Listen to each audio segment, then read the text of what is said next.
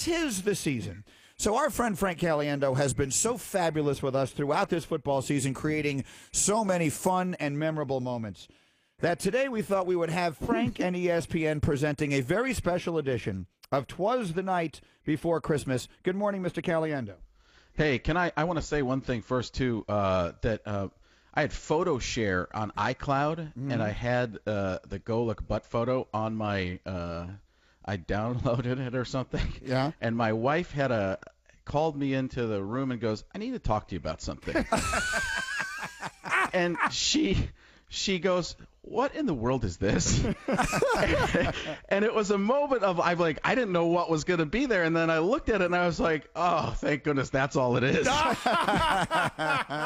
Very nice. I mean, it was a moment of as I looked at it, my eyes didn't focus directly on it right away. And I just see the bow and the butt. And I was like, what have I? Oh, it's Golic. And she saw the sigh of relief and was like, no, you should not be sighing right now.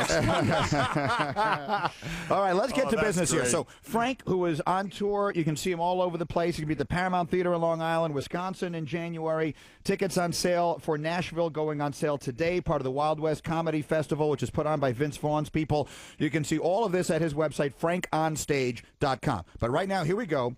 We're going to do a very special edition of 'Twas the Night Before Christmas, featuring the voices of so many that you know, and I'm going to call them out. Frank, you ready to go? Here we go. Let's start with Adam Schefter.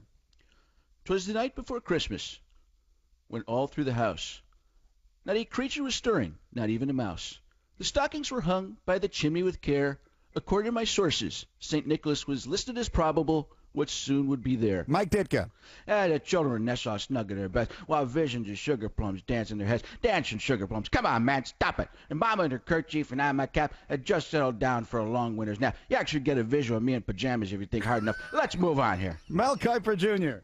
Well, out the law there rose such a clatter, sprang through the bed to see what's the matter. Way the window, I flew like a flash, tore open the shutters with tremendous force, incredible agility, and threw up the sash. Stephen A. Smith. The moon on the breast of the new fallen snow gave an effervescent and vivacious tranquility to midday objects below, when what to my awestruck and marveling eyes should appear but a miniature air and snow travel vehicle and 8 utterly diminutive reindeer.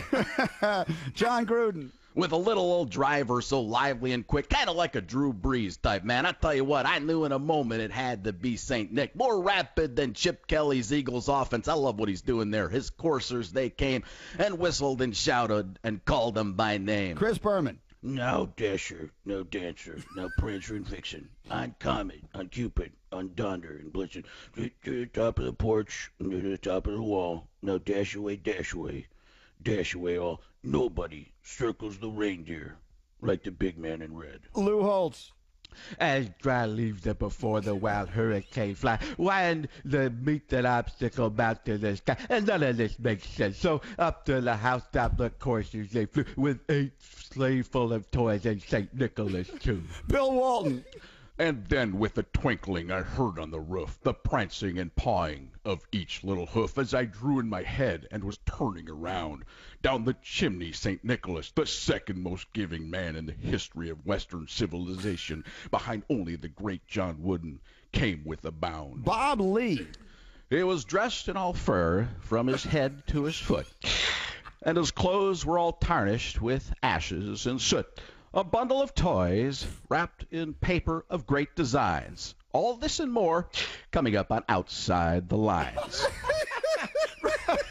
Ron Jaworski. His eyes, how they twinkled. He had a merry old shape. His cheeks were like roses. I know from watching over 192 hours of tape. His droll little mouth was like the greatest bow of all time. And the beard on his chin was as white as the gloves of a mime. All right, finish it up. Go on with all the names.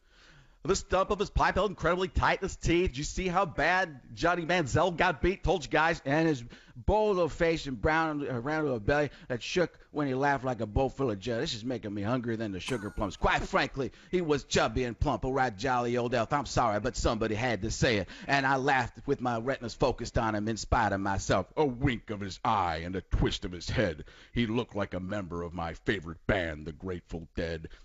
He spoke not a word, but went straight through his work, and with precision of Peyton Manning, who gets free pizza as a perk. That would have been better if I'd have got through that line directly, man. and laying his finger aside of his nose, as Mort reported earlier, up the chimney he rose. He sprung to his sleigh. To his key team he gave a clap. I could tell right there he was ready to go back to the snap. But I heard him exclaim as he drove out of sight, "Happy Christmas to all, and to all a good night." He could go all the way. Yeah.